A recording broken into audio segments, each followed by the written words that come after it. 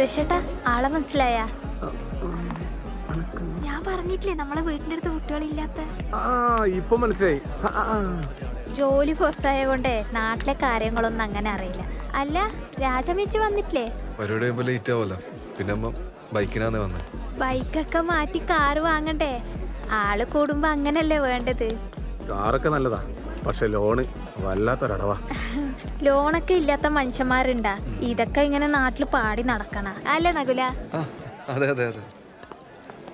അല്ല നിങ്ങളിങ്ങനെ നടന്നാ മതിയാ? ഒരു കുഞ്ഞുവാവൊക്കെ വേണ്ടേ? അത് നമ്മ ഇപ്പോഴേ വേണ്ടാന്ന് വിചാരിച്ചിട്ടാണ്. ഈ കുഞ്ഞല്ലായാലില്ലേ നമുക്കിതുപോലെ അടിച്ചു പൊളിച്ച് നടക്കാനൊന്നും പറ്റൂല. പിന്നെ ഇപ്പൊ നമ്മ എൻജോയ് ചെയ്യേണ്ട സമയല്ലേ അല്ലേ? ശരിയേ?